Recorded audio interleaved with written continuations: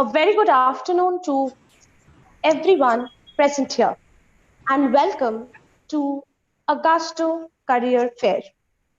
In this fast-paced world that we are currently living in, one of the main concerns of each and every student all across the globe is their career.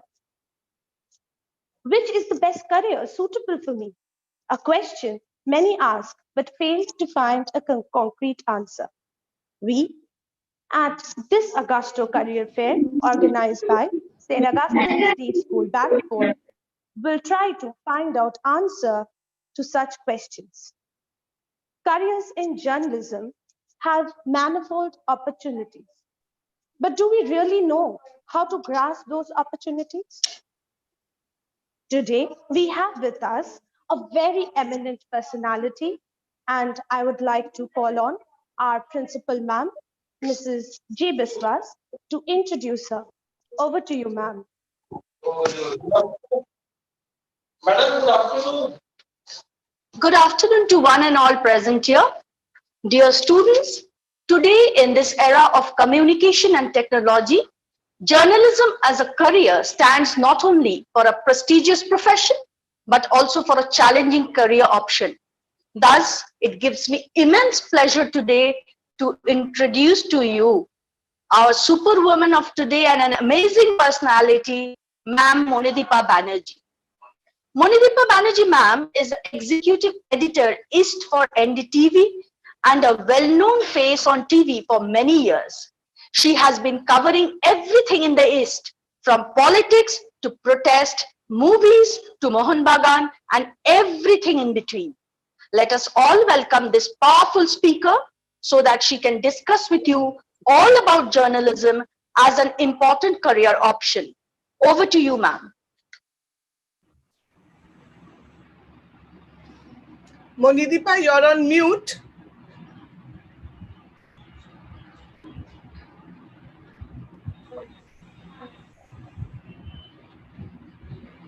Ma'am, please unmute yourself. You're not audible.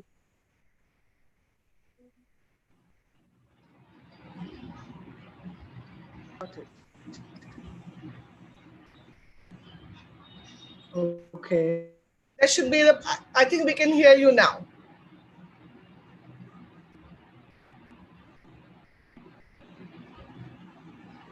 I have unmuted. Yes, we can hear you. We can hear you. I think your screen is frozen, but we can hear you. Please, why this happened? I think there's something wrong with the internet connection, Monideepa.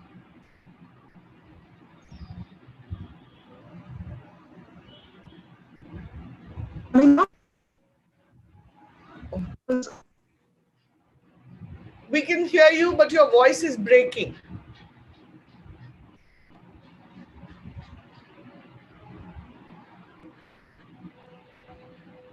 Did she get disconnected?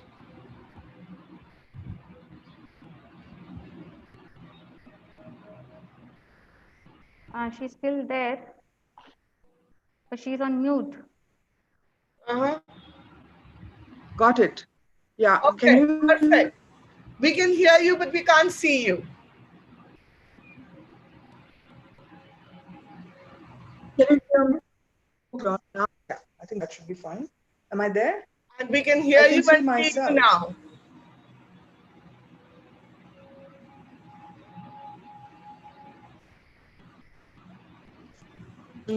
What should I do? Share. Yeah, we can hear you, Monideepa. Only the host can share. I think the network is a little slow on your side, but we can hear you.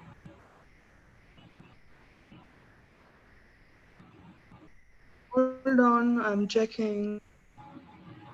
But you can't see me, right? We could till now. Hold on. Just hold on. I'm on Wi-Fi. Shouldn't have a problem. So sorry about this.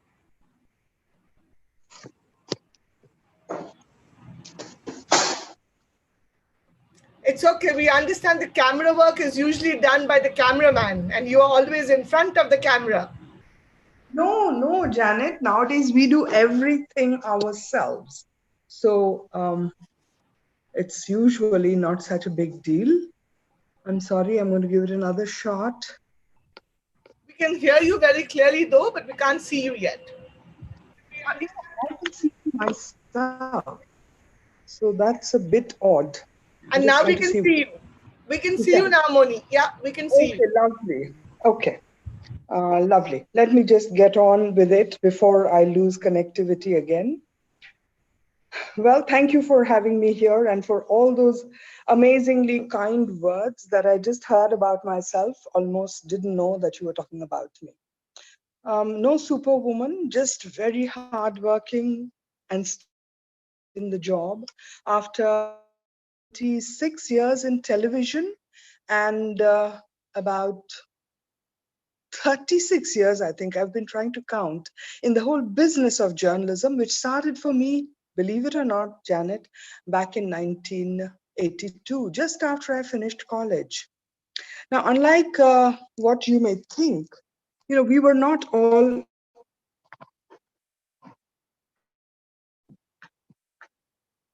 We were not all exactly, born journalists. Nobody is. I'm sorry. I'm just trying to fix a little glitch in my charger.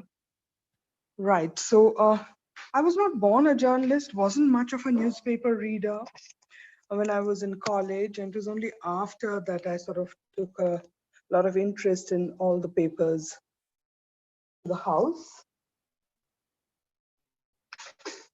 Again, back in my time, it was just the Statesman. And in front of me, I saw the Telegraph being born. In fact, just to keep it brief, actually, don't want to talk too much about myself, but there are little, stories here that do tell you a thing or two about what things were like back in 1982 and how different things are now. Back in 1982, I'd finished college and I was flipping through the Statesman newspaper when I saw an ad for a sub-editor in the Statesman. Now, didn't know exactly what a sub-editor did, but the whole idea of working with a newspaper, being part of the whole news business, and have you lost me, was very exciting. So I applied. I wrote in to the Statesman and said I'd like to join as a sub-editor with your paper. I received my first pink slip with my first job application. 7 days on, letter arriving from the Statesman. Oh, I was so excited about it. But I opened it and it said that, dear madam, we are really sorry. We cannot entertain your application for the job editor at this point of time because the job entails night duty and we do not hire women for those positions that need night duty. Can you believe it? 1982, rejected for the job of a news sub-editor because I was a woman. It was unbelievable. Soon after that, perhaps there was another ad again in the Statesman, and this time it was from the Telegraph. And the Telegraph also wanted sub-editors. And that bee went into my bonnet that I have to get this job. I mean, why should being a woman stop me from doing night duty at a newspaper? So that's where it all began. I took a test, and then I was assigned to the news desk by, at that time, the editor was Mr. M.J. Akbar. And at that time, he was a revolutionary editor. So there I was on the news desk of the Telegraph newspaper, learning the art and craft of bringing out a newspaper. 3 years over there on the desk. And believe me, till this day, I believe that a newspaper news desk is the best place to train for the job of a journalist. But after that, I wanted to be a reporter on the ground reporting stories. So I went and joined a very, at that time, it was already a dying magazine called Onlooker. At one time, it used to be very popular, but by the time I joined, it was on its last legs. But that's where I learned to report for a weekly magazine called Onlooker. And the editor at that time was Mr. Rajat Sharma. Then a year over there, hard times for the magazine, showed every signs of shutting down. So I was out. After that, with a friend of mine, we started a news features service. It was a startup, if you want to call it that. In those days, it didn't exist. But there I was at a startup with my friend, a journalist called Partho Banerjie, and I. He was the manager, and I got lucky. I was the reporter. And because it was a very shoestring kind of thing, and there was just one reporter who was actually there for the manager to assign, I got to do this variety of that most enriching and learning experience of my time.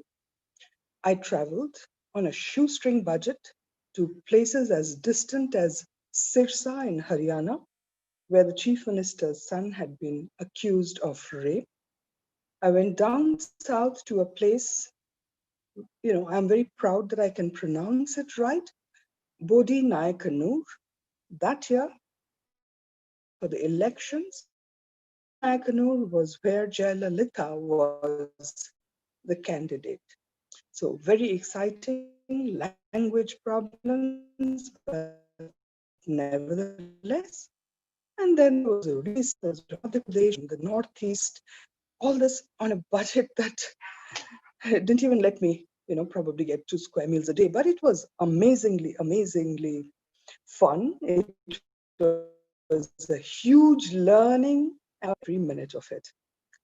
And then a baby came along, my daughter, and I took a break from work, but not for long, because 1989, the elections came along, and I was back in print. Television was just beginning to happen. The World This Week was already on, 1988. In 1991, I started working with television companies that were producing news items, news documentaries. There is this gentleman called Vinod Dua. He used to do a Hindi program called Parak every week on Doordarshan. I started working there, and I was actually just telling a friend of mine yesterday when I was at a journalist waiting for the press conference to start. I was telling my fellow journalist that I actually signed my first autograph as a Parak reporter. I used to do these stories that would go on once a week on this very popular Hindi show. And I had gone to Purulia, of all places, and I was staying at the irrigation guest house. And a young man actually came up and said that I heard you were coming to Purulia. I had to meet you. I had no idea that could happen to a reporter. And just such an amazing pleasure that somebody would want to do that. And I started beginning to enjoy this whole business of being a television reporter, your face getting recognized. And then finally, in 1994, I joined NDTV. So if you do some quick math, you'll know that I have been there for 26 years. In fact, maybe I completed 6 years in NDTV 2 to 3 days ago. Truly a veteran, have seen everything change around me. And it's been so challenging to keep pace with all the changes, keep learning new things every time, and never lose the main focus of the profession I have chosen. Accidentally, but loving every minute of it. And that is to somehow make things better, make a difference to the lives of somebody, improve their lives, change their lives, stand for what is right, what is wrong. Subjective stuff, what is right and what is wrong. But yes, one needs to value one's own belief system to be able to stick to it, stand for it, change, learn, alter your views if necessary. But that really is what journalism is about. Somehow make a difference to the lives of people by whatever it is that you are doing. Now, you who have grown up with the mouse in your hands, with the television remote at the tip of your fingertips, for you, I don't know how many of you even read newspapers or magazines or whatever it is. Television, perhaps you all are not even watching anymore. Digital, it is for most people now. For you, I really don't know what news means to you.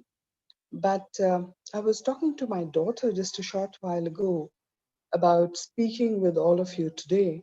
She trained to be a journalist. She's not an active working journalist today. But, she said that television journalism, especially, somehow seems to be such a glamorous thing, fascinating outreach, extensive outreach. We are there in your drawing room, making, affecting your lives. But is that what journalism is about? Journalism is really, as I mentioned, learning things and somehow being distanced from it, objective, and putting things out to people so that they can decide for themselves what is right and what is wrong. Journalism is about not just politics, health, there is education, there is arts, there is science reporting, which is fabulously interesting. There's so much that we need to communicate to the people to enrich their lives, better their lives. And that is what really the whole art, craft, and the business of journalism is. Whatever the format may be, this is going to be the essence of journalism. And I welcome all of you into the profession whenever you want to come in. And if I can be of any help, answer your questions, happy to do so. Back to you, Janet. Thank you, Monideepa. And Anisha, if you could start asking the questions or the questions that the students have, then Monideepa ma'am can answer the questions. Yes, ma'am. Thank you, ma'am, for such an inspirational speech. I'm sure our children have been truly, the true meaning of journalism, they have tried to grasp from what you said. Dear students, ma'am would be answering your questions now. So please write your questions in the chat box and ma'am is going to clarify your doubts. Whatever you have, whatever questions you have in mind, please come forward with it. So ma'am, I would like to, first question is from Krishti Poddar. So she's asking that how will she manage the stress of the tight deadlines that are there? Like, I think she's aware of it somehow. So she's saying, how will she manage the stress? So she's aware of the stress that journalists are undergoing. So any tips for her, ma'am? You know something about stress. When the doctor talks to you about stress and says, don't be stressed out, it's bad for your health, let me tell you, he's speaking from the medical point of view. From the journalist point of view, honestly, it becomes something that invigorates you and actually keeps you going. So stress is not a bad thing when it is a journalist that we are talking about. We love deadlines. Believe me, even today, after so many years in the business, I have a deadline breathing down my neck. I cannot write a copy. So I need a deadline. I need that stress. I need that adrenaline rush. And I promise you, you grow to love it. Most journalists do. I don't know anybody who will say that I'm too stressed out to write a copy. So don't worry about that. It is very demanding. It is incredible hard work. I've been through it all, done it all. I know exactly how bad it can be, but when you're at it and you're enjoying what you're doing, stress, you love it, believe me. The adrenaline rush, the stress, pressure, the need to finish your work by a certain time, produce it, do the best that you can. It's a huge positive and it doesn't do anything to your health or any such thing. Like I said, you're going to love it. Thank you so much, ma'am. So our next question is from Agastya. So Agastya is asking that what are the subjects that he requires to focus more on if he wants to pursue journalism?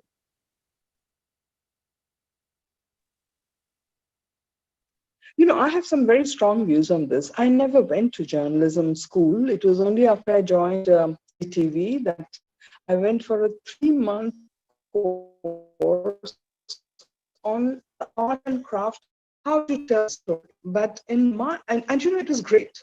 And it was much later that I was in the US again for a year at the same journalism school in Missouri, Columbia, where apparently Brad Pitt went to journalism school too. And for a long time, I didn't think there was a need for journalism schools. I mean, how can you teach somebody journalism? It's got to be a vocation. It's got to be a passion.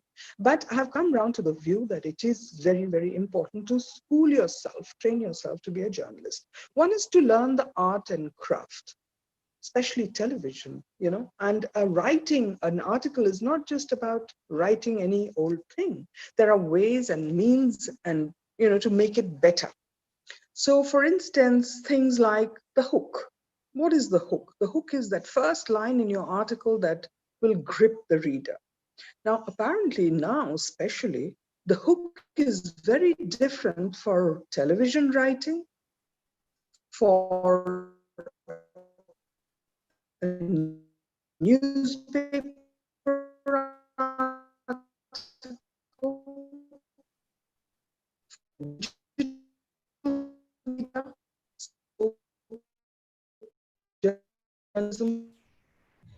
Monideepa, we are not able to hear you.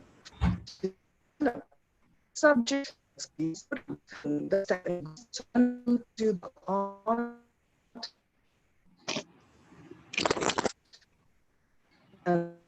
but subject is also. I'm so sorry. Hold on. Yeah, your voice is breaking, I Monideepa. can hear you.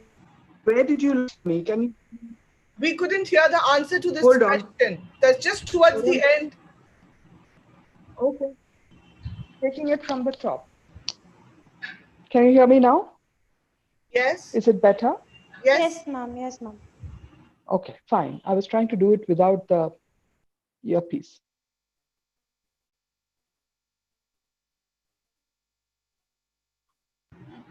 Okay, so I'm going to take it from the top and today the craft and the art and the science of being a journalist is something that can be taught at journalism schools. And there are many of them in the country. But keep in mind that just the craft will not do. There has to be a subject interest. It's too early for you in class 9, 10, 11, 12 to decide what is the area that you're interested in. But do keep in mind the various areas. There is politics, there is sports, there's science reporting, there is arts reporting, there is human rights, there's health, there is education, many multifarious areas in which people are writing about. So it's a good idea to keep a ear open and an eye open on your area of interest, which you want to finally perhaps develop. But to learn the art and craft of journalism, you can go to a journalism school. For me, it was on the job training in the Telegraph, but that's becoming more and more difficult now. So journalism schools are out there. There are some very good ones in the country. You can go to them. But again, I would say learn the art and craft, but keep in mind that the substance of what it is that you want to do is very important. Keep an eye on that. Just don't learn the craft and art and forget about the subject that you want to talk about, write about. Keep your ears and eyes focused on that as well. Does that help?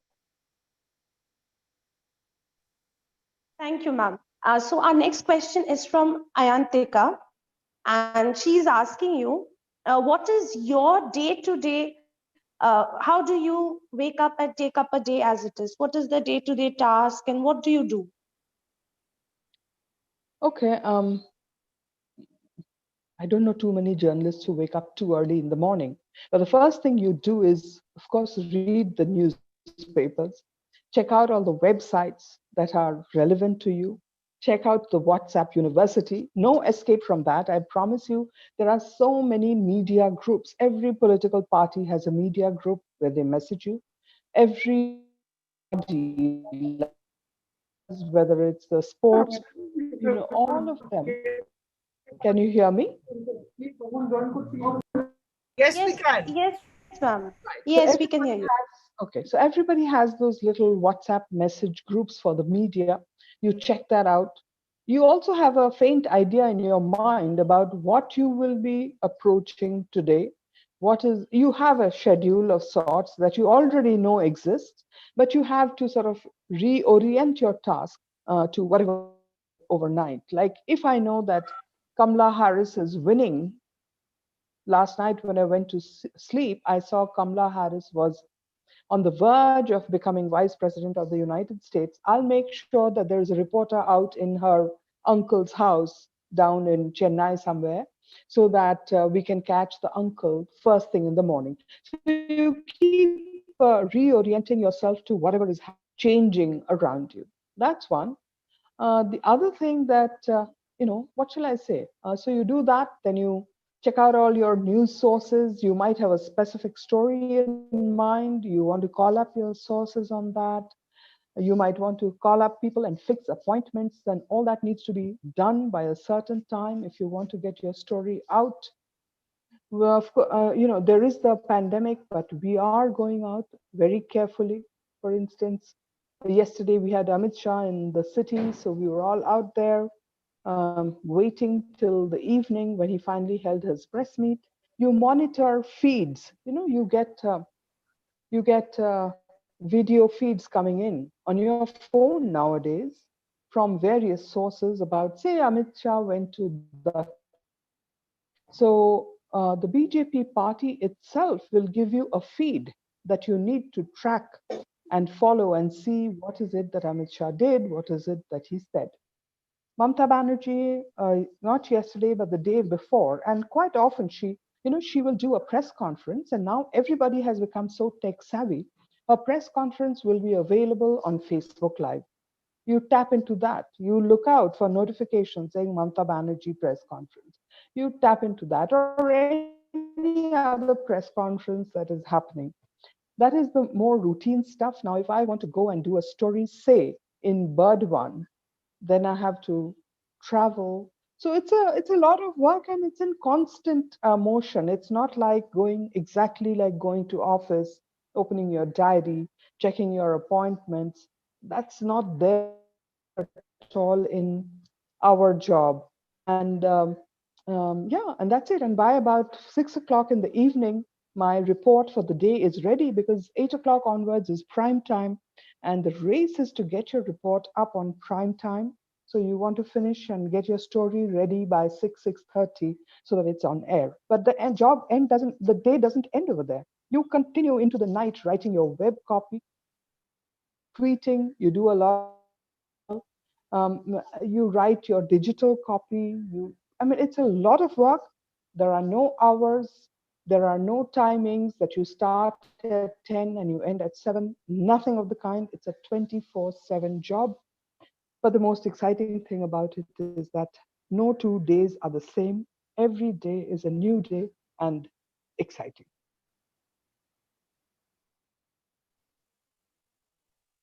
Thank you, ma'am. So, ma'am, we have another question where Krishti is again asking us how to ensure that the work that we are doing and the news that we are reporting is accurate and factual. What are the sources available?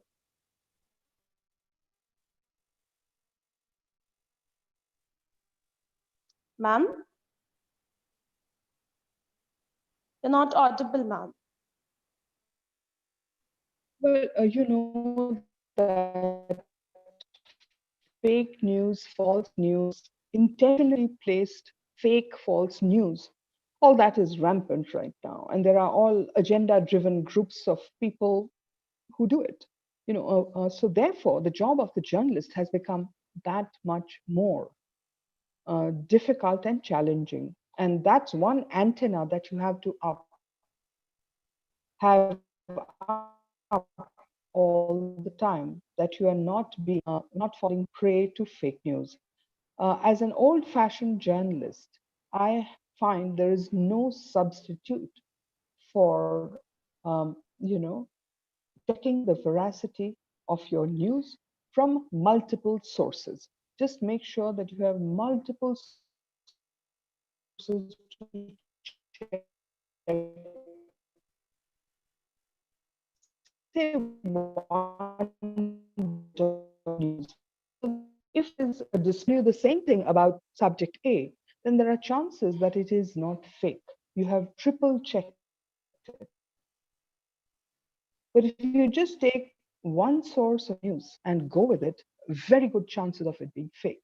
At one time, I had thought that journalists were becoming redundant with social media, citizen journalism. I thought that I really thought that journalists were soon ignorant, but I realized that that is not so, because the journalist is trained to check, check, and double check. And that is something you do. And the most reliable thing to do is check through multiple sources. Don't just tune little thing happening, because there are so many versions of one thing. Like I remember I was out in the district somewhere at one point of time when suddenly I got a call from a friend saying that we are hearing that there are riots in Rajabajar and there is a terrorist, we are hearing there's a terrorist attack in Rajabajar. And I was out there in Shingud or some such thing. What to do? How do I check? I'm not there location. That's the best way, by the way. If you're on location, you have your own eyes, your ears, your understanding of what's going on. That will probably give you the best picture.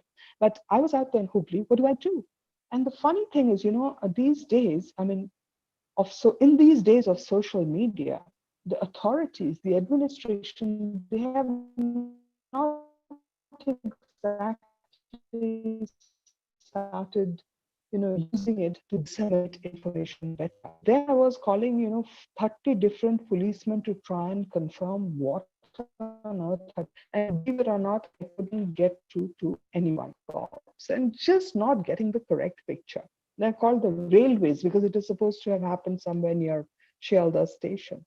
And so on. So you kept checking. The fake news, there were rumors, there were people calling me from Delhi and saying, oh, so and so is saying on Twitter that this was all. I can't get a confirmation. Don't run news without any confirmation. It is only after great difficulty that I called up extremely senior people in the administration and got a correct picture, which I could then put out. So check, double check, leave out. Just don't put out wrong news, whatever else you do, and use multiple sources to confirm the news that you hear. Beware. It's really a pitfall. A mistake on your part could actually cost lives. So one has to be really careful. Thank you, ma'am. So that is a wonderful lesson for our students. Check and recheck, and not to trust the sources without verifying. Ma'am, we have another question for you. That is from Jyotirmoy. He's asking, ma'am, what can we do so as to internalize the verbal spontaneity that distinguished journalists like you possess? What initial steps we may take now that that would complement our career as a journalist?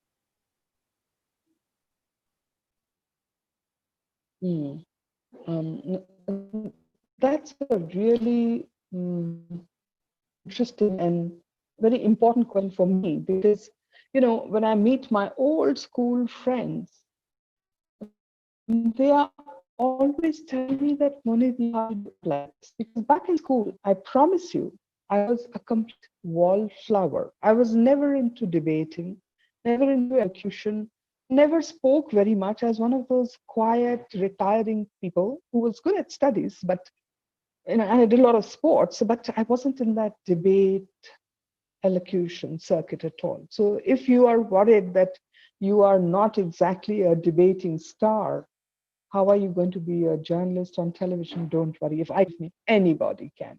I think it has to do a lot with how you feel about things. If you feel strongly about something, it'll come out. The other thing, of course, is the command of the language. That really helps. The language issue has been very kind to me. I've been good at language. Bangla still very, very bad.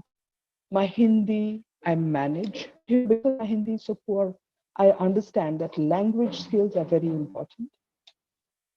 So if you have a good grasp of the language, if you don't have it, try get it. If you, and also, ultimately, there is no magic trick to it.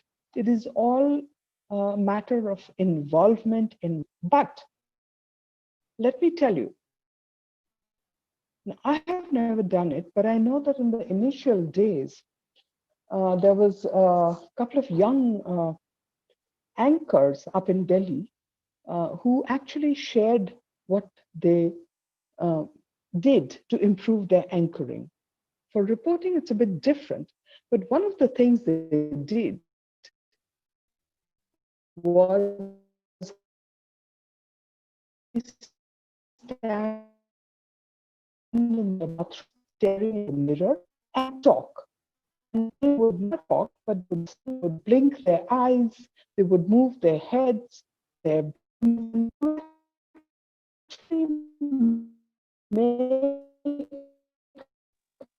Ma'am, your network is again study troubling. of Ma'am, believe me. You do. Okay, where did I lose you? Tell me, is it better now? ma'am, about standing in front of the mirror there. Right. So standing in front of the bathroom mirror, talk to yourself. Believe me, that's such a strange experience, but talk to yourself seriously. Think that you are looking at yourself on television.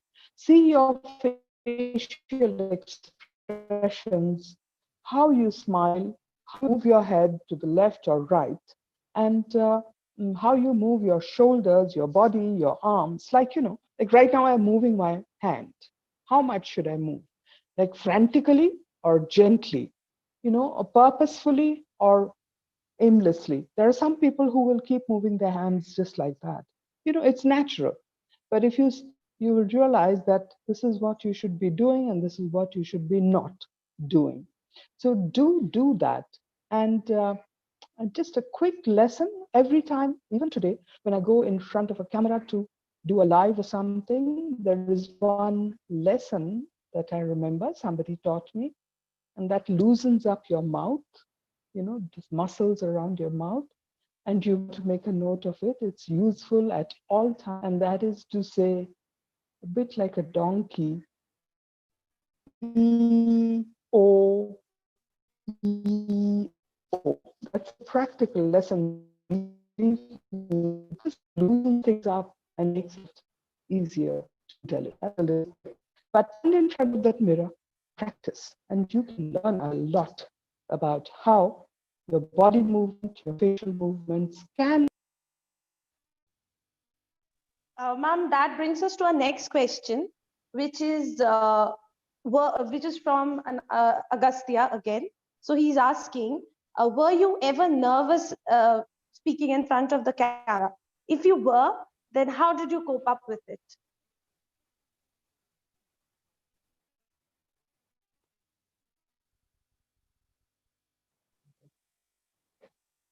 Ma'am, you're not. Okay, I lost you. Yes. I lost you a little bit over there. Was I ever nervous speaking in front of a camera? Yes, and if you were, then how did you cope up with it? Like I said, I was a very, nervous kind of, shy kind of person. And I am amazed at myself talking to all of you just like that. It always surprises me about myself. I think the key lesson, and that's what I mentioned right at the start, is how involved are you with your subject? If you are really involved and you want to communicate and you want to share, you can do it. Don't worry about it. And the good thing about the camera is, and I'm a very poor public speaker. If you had asked me in a hall full of students to come and speak, I'd have been such a disaster.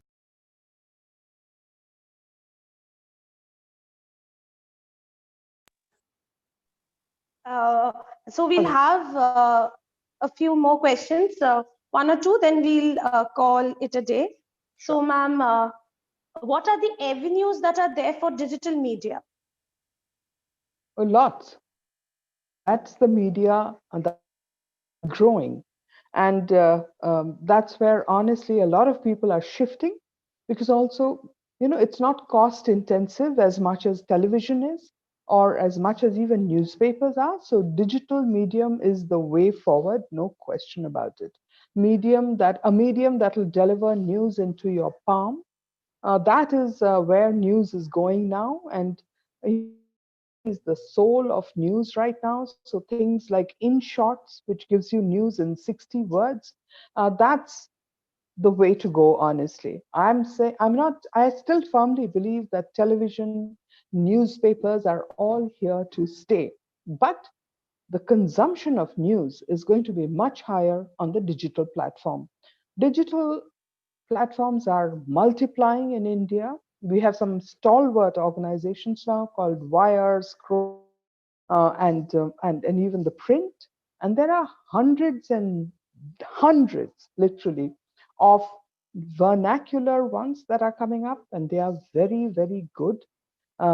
They really get you down into the grassroots. So really, the big ones are at the moment, yeah, print, Quint, Scroll, and Wire. But every organization has its own digital platform. Like NDTV has ndtv.com, which is hugely successful, much more successful financially, apparently, than television.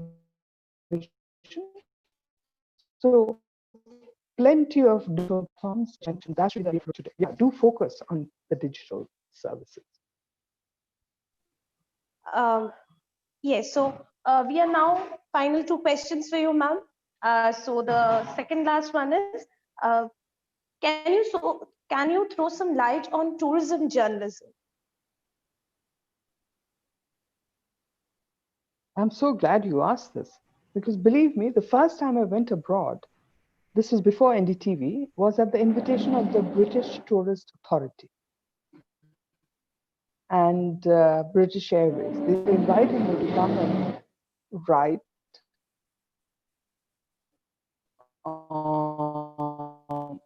travel UK and write on tourism.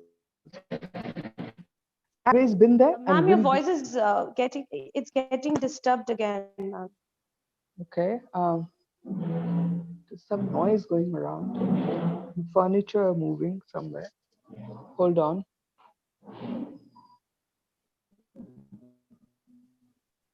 Okay. Is that any better now? Yes, this is better. Is it any better? Yes, ma'am, this is better. So, and if you look at television right now, whether it's CNN or BBC or Al Jazeera or, Russia TV, or find every television channel, even now, is doing travel shows. So that's something you can learn from. I know that who used to be a professor of history or archaeology or some such thing, who used to do some of these shows. So, tourism is also going to need you to know a lot about history and um, all that stuff, history, architecture, etc. But there's also the tourism business, which is a big area of interest.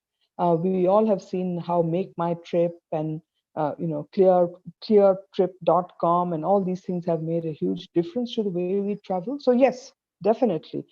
Besides sports, science, tourism, if it's not now, it's because of the pandemic, but sure to grow. So area definitely of growth in future. With that, we come to the last question.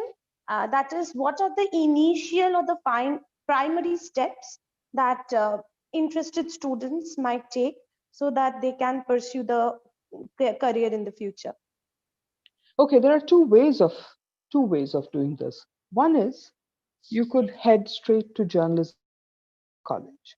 Like I can speak from personal experience. My daughter went to Asian College of Journalism down in Chennai, which is great. She had a wonderful time, learned a lot. She got a diploma at the end of it. So that's one thing you can do. She did it, sorry, straight out of college. She finished graduating with English and then she went over there. So you can do that, graduate from college with the subject of your choice, and then go to journalism school and get a diploma or some such thing. The other thing is you can study journalism from the BA level itself. If you ask me, my personal feeling is that study a subject that you find interesting, whether it's history, geography, science, politics, anything at all, and then go on in journalism from the multiple schools and colleges in India. Get yourself a degree from abroad if you can. I mean, Columbia in New York, Columbia University has the best journalism school, they say, in the world. I don't know. I've been there briefly, but there are many people who have graduated from there and done very well for themselves. So I would think that's the way to go. Graduate with a subject of your choice, help you in your journalism, and then go on to learn the art and craft of journalism from a good journalism school. Thank you so much, ma'am. With that, we come to the end of today's session on careers in journalism. I request our principal, sir, Mr. A.D. Gomes, to deliver the vote of thanks. Over to you, sir.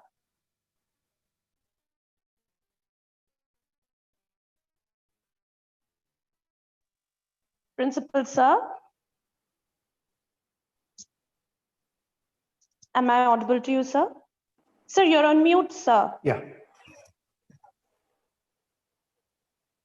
Am I audible now? Yes, sir. Yes, sir. Okay. Yes. Okay. So, good evening. Well, thank you, ma'am. And let me tell you one thing. I have been hearing ma'am also in the TV itself, in the NDTV. And I was fortunate enough to see or hear ma'am physically conducting this reporting. About 3-4 times I saw ma'am. And what I saw was that one thing, ma'am was very comfortable and relaxed, interested in the people she is talking to. And that makes the people very much comfortable talking to ma'am. And that is, I think so, one of the plus points of a journalist, which makes people just share their stories. She is very interested in listening to people's story and creating that reporting that way. So that is one part. And during this particular session, what I could see is that ma'am is herself an institution, giving so many beautiful tips as to how to pick up journalism. And if we could hear her more, we could have also learned some more tips. I really liked the exercise of being relaxing the face muscles. That was very interesting and very nice. And also other small tips that ma'am has given to all the students, how to keep yourself relaxed and how to report properly, be aware and be connected, and also be thinking out of the box, as ma'am mentioned, not always directly reporting, but also other ways of reporting indirectly. So therefore, it was very enriching, and it could be that if you could conduct a kind of a course for journalism, it will be wonderful, because right from your experience, life experience. Thank you so much for giving your valuable time to all our students and giving the so wonderful tips. So thank you, and I hope our children have really benefited a lot. Thank you, ma'am, again. Thank you so much. Thank you, Mr. Gomes. Thank you, Anisha and Janet as well. Thank you for having me. It's been a pleasure. It's always, it's a subject I love, and I'm happy to share my experience if it'll help anybody to make up their minds to come aboard and become a journalist as well. Thank you very much. Thank you, Monideepa. Okay. See you. Thank you, students, who I couldn't see, but thank you for your time and attention. And I hope you have taken some positives away from this. We had a whole bunch. We had a whole bunch here on Zoom, and another Lovely. bunch of students are watching it live on YouTube. So Lovely. and Lovely. it's Thank you. available on YouTube as well. Lovely. Thank you once again. My, if there's any, just mail me or something like that. I'd be happy to take them up. Sure. All right. Bye-bye. Thank you, Mr. Gomes. Thank you. Pleasure speaking at this event. Bye, all of you. Thank you, ma'am. Bye-bye. Thank you. Thank you so much, everyone. Students, you may now log out.